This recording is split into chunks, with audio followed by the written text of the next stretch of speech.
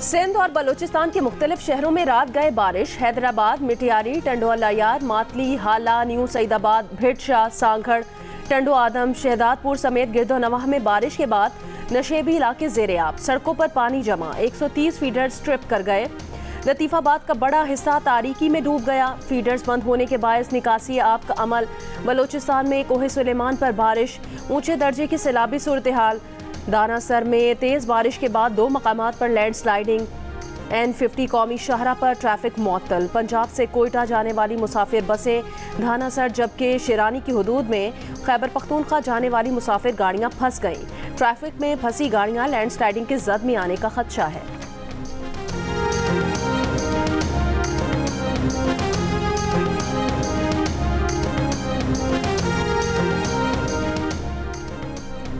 कराची में IH Chundrigarh road, Clifton और अतराफ में बूंदाबांदी। सुबह सवेरे मौसम खुशगवार हो गया। शहर के मुख्तलिफ इलाकों में गैर इलानी लोड शेडिंग जारी। लियाकताबाद, नाजिमाबाद, खारादर, माड़ीपुर, कोरंगी, अलावाला town, Orangi town, Surjani town, scheme 33, Keamari, Baldia town और सऊदाबाद में भी load shedding. Gulistan Jauhar, Shadman town, Malir, Alfalah, Shah Faisal colony में भी लोड शेडिंग। 12 से 18 घंटे लोड शेडिंग के सबब शहरियों को पानी की किल्लत का सामना है। मेरी गट फीलिंग है, कोई इन्फॉर्मेशन नहीं है, कोई इसके पीछे कोई मेरा आर्गुमेंट नहीं है। जो है ये मेल्ट डाउन होने वाला है, कोई ना कोई आईनी जो है मेल्ट डाउन होने वाला है। सूनर और later it is going to happen. एक कॉन्स्टिट्यूशनल ब्रेकडाउन जो है ऑलरेडी आपको नजर आ रहा है। ये आइसोलेशन में इस मुल्क में बैठ के जो है अपनी मर्जी के फैसले जो है बजाय वो आईनी फैसले हों या अदलिया के फैसले हों, वो सियासी फैसले होने शुरू हो जाएं, तो कहाँ तक ये सिलसिला चलेगा। मुल्क में आईनी बहरान और आईनी ब्रेकडाउन का खतरा है। इक़्तिदार छिन जाने के बाद PTI पाकिस्तान के लिए खतरा बन गई। PTI को अमरीका से इमदाद मिल रही है। सियासत तमाम इदारों में सिरायत कर चुकी है, जिनमें से अदलिया सर फहरिस्त है। वज़ीर दिफा ख्वाजा आसिफ की जियो न्यूज़ के प्रोग्राम आज शाहजेब खानजादा के साथ में बातचीत। कहा, अदलिया में सियासी ताल्लुक काम कर रहा है। अकेले अपनी मर्जी के सियासी फैसले शुरू हो जाएं तो ये कहाँ तक चलेगा। आईनी ब्रेकडाउन से उनकी क्या मुराद है, 2-4-10 दिन में पता चल जाएगा। फिश रिपोर्ट और अबूरी सेटअप की खबरों पर कहा कि ऐसे लोग हमेशा बैठे होते हैं जो सोचते हैं कि किसी का गोडा गिट्टा जख्मी हो जाए तो हम जाकर बैठ जाएंगे।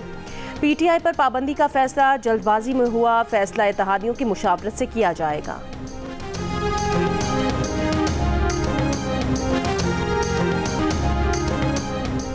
मुल्क में इलेक्शन मंसूख करार दिए जाने की बात हो रही है। सरगोशियां ये भी हो रही हैं कि अक्टूबर में इलेक्शन से मुतालिक दरख्वास्त अदालत में आ जाए तो निमट लेंगे।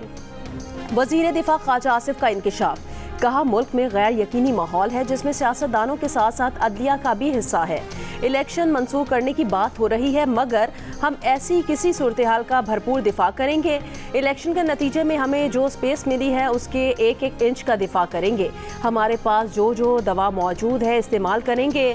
सूरत हाल 10 दिन में मुस्बत अंदाज में नॉर्मल हो जाएगी।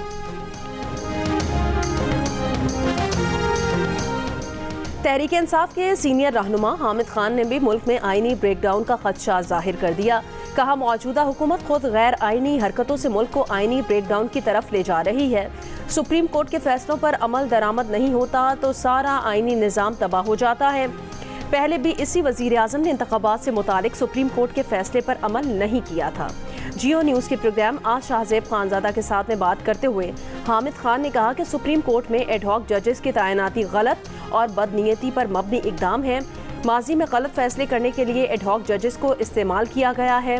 पाकिस्तान बार काउंसिल में कुछ लोग जो इस्टेब्लिशमेंट की लाइन को लेकर आगे बढ़ रहे हैं, वो वकला की नुमाइंदगी नहीं कर रहे।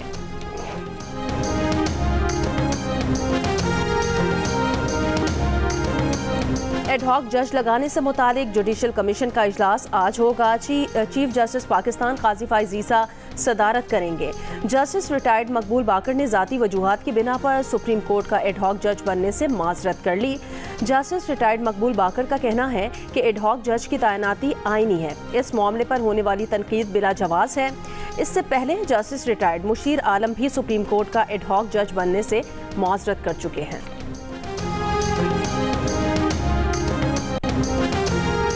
तहरीक इंसाफ को मखसूस नशिस्तें देने के सुप्रीम कोर्ट के फैसले पर अमल करना या इसके खिलाफ अपील में जाना है। इलेक्शन कमीशन का इजलास आज फिर होगा। जराए के मुताबिक जुमेरात को इलेक्शन कमीशन का इजलास नतीजे पर पहुंचे बगैर खत्म हुआ। इजलास की सदारत सीनियर मेंबर इलेक्शन कमीशन ने की। Chief election commissioner video link पर इजलास में शरीक थे। मखसूस नशिस्तों के फैसले पर नज़रसानी दरखास्तों का मामला। मुस्लिम लीग नून की नज़रसानी दरखास्त पर नंबर लगाकर जजेस कमेटी के सामने पेश की गई। जजेस कमेटी के 2 अरकान का नज़रसानी दरखास्त 2 माह बाद मुकर्रर करने पर इतफाक। जजेस 2 माह की छुट्टियों पर जा रहे हैं, दस्तयाब नहीं होंगे। अक्सरियती अरकान की राय, अभी अक्सरियती फैसले की वजूहात भी तहरीर नहीं की गई। डोनाल्ड ट्रंप ने सदारती उम्मीदवार के लिए रिपब्लिकन पार्टी की नामजदगी बाज़ाब्ता तौर पर कबूल कर ली। रिपब्लिकन नेशनल कन्वेंशन में कातिलाना हमले के बाद पहले खिताब में कहा, हमले के वक्त अगर वो आखिरी लम्हे पर अपना सर ना हिलाते तो गोली उनके सर पर लगती और वो आज यहाँ ना होते। वो तमाम अमरीकियों के लिए सदारती इंतखाब लड़ रहे हैं, मिलकर तरक्की और आज़ादी के नए दौर का आगाज़ करेंगे। डोनाल्ड ट्रंप से हिमायत और इजहार यकजहती। रिपब्लिकन कन्वेंशन में ट्रंप सपोर्टर्स की बड़ी तादाद की कान पर पट्टी बांध कर शिरकत।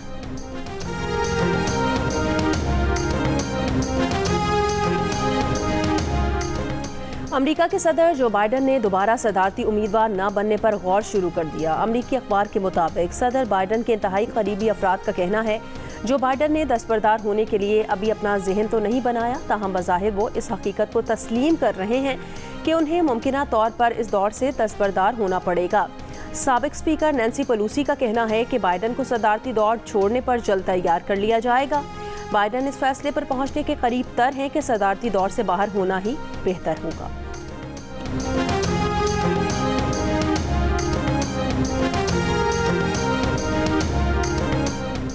जो बाइडन के दोबारा इलेक्शन ना लड़ने का इम्कान फैसला कुन हद तक बढ़ गया। सीनियर डेमोक्रेट रहनुमा ने जियो न्यूज़ को बताया कि जो बाइडन के दोबारा इलेक्शन ना लड़ने का इम्कान 99% तक है। जो बाइडन दस्तबरदार होने से मुतालिक बुध तक फैसला कर लेंगे। व्हाइट हाउस और बाइडन की इंतखाबी मुहिम ने दस्तबरदार होने से मुतालिक तस्दीक नहीं की। जो बाइडन बज़िद हैं कि वो दोबारा इलेक्शन लड़ेंगे। साबिक सदर बाराक ओबामा भी बाइडन पर वाज़े कर चुके हैं कि उनकी जीत का इम्कान बहुत कम है। इसराइली दारुल हुकूमत तल अबीब में मुश्तबा ड्रोन हमला, 7 अफराद जख्मी। धमाका अमरीकी सिफारत खाने के दफ्तर के करीब हुआ। जोरदार धमाके के बाद इलाके में अफरा तफरी मच गई। इसराइली फोर्सेस का कहना है मुमकिन ड्रोन हमले की तहकीकात कर रहे हैं।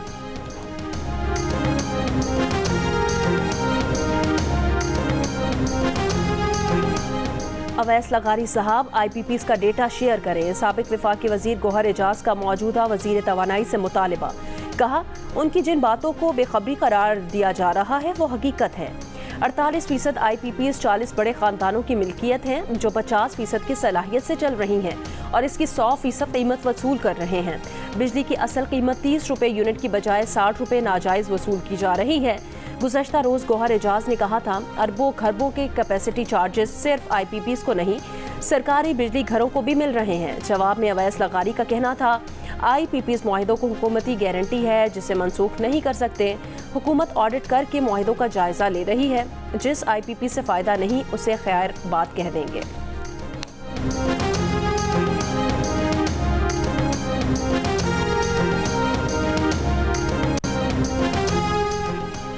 सेनेट की कायमा कमेटी पार ने IPPs के साथ मुआहिदों की तफसीलात तलब कर ली। 20 बरस में IPPs को कैपेसिटी अदायगियों की तफसीलात भी मांग ली। सेक्रेटरी पार डिवीजन को सवालनामा भिजवा दिया गया। कहा गया कि 1992 और बाद में लगे बिजली घरों का कीमतों के लिहाज से खिते के मुमालिक से मुआवजा फराहम किया जाए। कैपेसिटी अदायगियों की वजूहात भी फराहम की जाएं। कायमा कमेटी पार ने निजी शोबे में लगे तमाम प्लांट्स के स्पॉन्सर्स की तफसीलात भी मांग ली हैं। 6 साल में लगने वाले विंड पावर प्लांट्स की पैदावारी लागत भी बताई जाए। वज़ीर आज़म शहबाज शरीफ की टैक्स मुकदमा जल्द निपटाने के लिए अपैलेट ट्राइब्यूनल्स की तादाद 100 तक बढ़ाने की हिदायत। कहा सेल्स टैक्स रिफंड्स की अदायगी में कोई ताख़ीर बर्दाश्त नहीं की जाएगी। FBR डिजिटाइजेशन के मुस्बत नताइज सामने आना शुरू हो गए हैं। 4 माह में टैक्स रिफंड में 800 अरब रुपए का फ्रॉड पकड़ा गया है। टैक्स रिफंड का निज़ाम मज़ीद बेहतर बनाएंगे। इस्लाहात के मुतालिक FBR के कई मंसूबों में गैर ज़रूरी ताख़ीर इंतहाई अफसोसनाक है। Army chief general Syed Asim Munir ने कहा, पाक चीन ताल्लुकात गैर मामूली और मिसाली हैं। दोनों ममालिक ने हमेशा बाहमी इत्तेहाद किया और एक दूसरे की गैर मुतज़लज़ल हिमायत की। बाहमी एतमाद से स्ट्रेटेजिक माहौल के उतार चढ़ाव का सामना किया है। GHQ में चीन की पीपल्स लिबरेशन आर्मी की सालगिरह की तकरीब से खिताब में कहा, पाक फौज और पीपल्स लिबरेशन आर्मी के दरमियान ताल्लुकात मजबूत हैं। पाक फौज दहशतगर्दी का मुकाबला करने में हमेशा आगे रही है। पाक चीन अफवाज दो तरफा फौजी ताउन जारी रखे हुए हैं।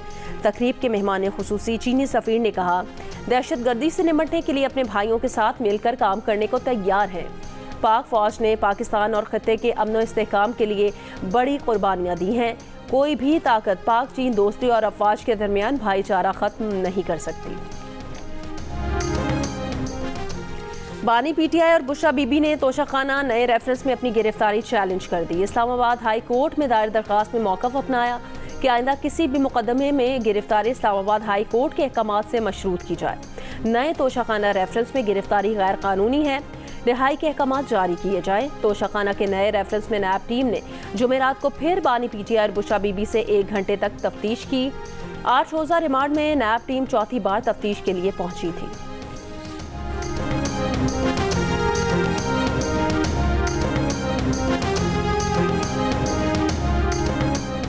नैब की जानिब से बानी PTI के खिलाफ 190 मिलियन पाउंड स्कैंडल में ज़िमनी रेफरेंस दायर किए जाने का इम्कान। ज़राए के मुताबिक ज़िमनी रेफरेंस में बुशरा बीबी को भी बाज़ाब्ता तौर पर मुल्ज़िम नामज़द किया जाने का इम्कान है। निजी सोसाइटी में छापे के दौरान हासिल शवाहिद को भी रेफरेंस का हिस्सा बनाया जाएगा।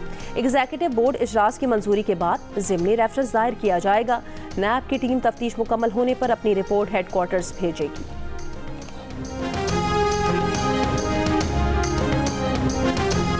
निजी कंपनी का कराची में इलेक्ट्रिक और हाइब्रिड डीजल बसें तैयार करने का फैसला। प्लांट लगाने का काम 3 माह के अंदर शुरू हो जाएगा। सीनियर वजीर शर्जील इनाम मेमन का कंपनी के नुमाइंदों से मुलाकात के बाद ऐलान, कहा प्लांट का काम अगले साल मुकम्मल हो जाएगा। प्लांट में इलेक्ट्रिक और हाइब्रिड डीजल बसें तैयार की जाएंगी। प्लांट लगने से रोजगार के नए मौके पैदा होंगे, ज़र मुबादला बचेगा।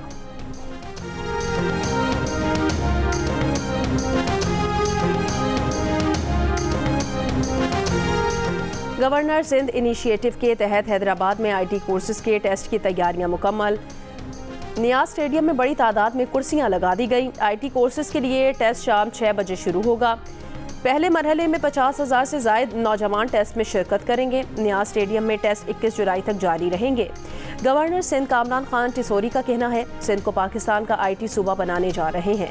1 साल के फ्री IT डिप्लोमे का सर्टिफिकेट कराची यूनिवर्सिटी देगी।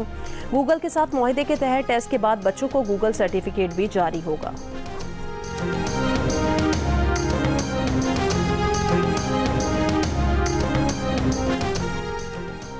सहाफ़ियों को तहफ़्फ़ुज़ हासिल होना चाहिए, उन्हें अपना काम करने की इजाज़त होनी चाहिए। नायब तर्जुमान अमरीकी महकमा ख़ारजा वेदांत पटेल की प्रेस ब्रीफिंग। पाकिस्तान में सहाफ़ियों के कत्ल पर रद्द-ए-अमल में कहा, चाहे अमरीका हो, चाहे पाकिस्तान, चाहे गज़ा की पट्टी, सहाफ़ियों को तहफ़्फ़ुज़ फराहम करने की ज़रूरत है ताकि वो अपना काम कर सके।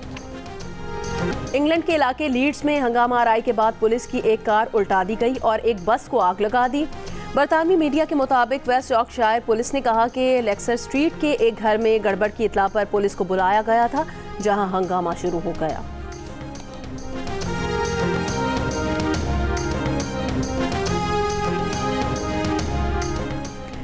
बरतानिया में कोविड वबा से नामुनासिब तरीके से निमटने के सबब ज़ायद अमवात हुई और मौशी नुकसान पहुंचा। कोविड इंक्वायरी की रिपोर्ट शाया हो गई। कहा गया कि आलमी सतह की वबाई बीमारी से निमटने की तैयारी न होने के सबब नुकसान पहुंचा। तमाम काविशें इन्फ्लुएंजा की बीमारी को रोकने की बजाय उसके मुतासिरीन से निमटने पर मरकूज थीं। बरतानिया ने बाज़ दीगर ममालिक की तरह सख्त सरहदी कंट्रोल और वायरस का सुराग लगाकर रोकने के इकदाम की तकलीद भी नहीं की। बरतानिया में वबा के सबब तकरीबन 2,27,000 अफराद हलाक हुए थे। खबरदार किया गया कि एक और मोहलिक वबा जो ज़्यादा तेज़ी से फैल सकती है, मुस्तकबिल करीब में आ सकती है। बांग्लादेश में सरकारी मुलाजमतों के कोटा सिस्टम के खिलाफ एहतजाज जारी। मुजाहिरीन ने सरकारी टीवी की इमारत और बॉर्डर गार्ड्स की गाड़ी को आग लगा दी। पुलिस से झड़पों में सहाफ़ी समेत मुतादिद मुजाहिरीन हलाक। कई रोज से जारी एहतजाज में हलाकतों की तादाद 32 हो गई। 2,500 से ज़ायद जख्मी। हुकूमत का मुजाहिरीन से मुज़ाकरात का ऐलान।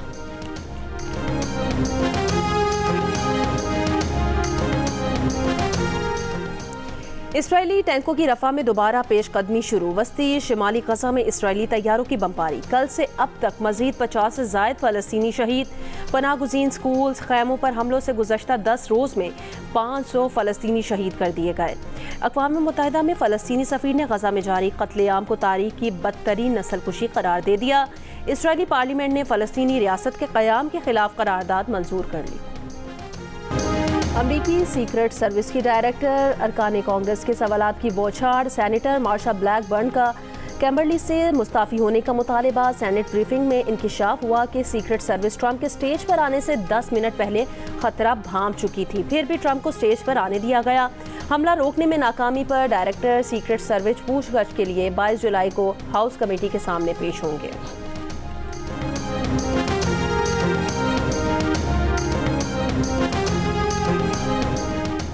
पेरिस ओलंपिक्स में शिरकत के लिए पाकिस्तान की शूटिंग टीम कुछ देर में पेरिस रवाना होगी।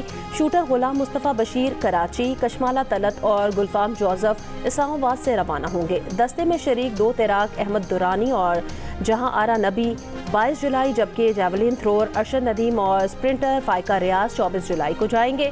पेरिस ओलंपिक्स की इफ्तिताही तकरीब 26 जुलाई को होगी। और विमेंस एशिया कप क्रिकेट आज से श्रीलंका में शुरू होगा। ट्रॉफी की रुनुमाई हो गई। पहले रोज पाकिस्तान का रिवायती हरीफ भारत से मुकाबला होगा। नेपाल का मुकाबला अरब अमारात से होगा। फोटो सेशन के दौरान मलेशिया, नेपाल, थाईलैंड, UAE और श्रीलंका के खिलाड़ियों का रक्स।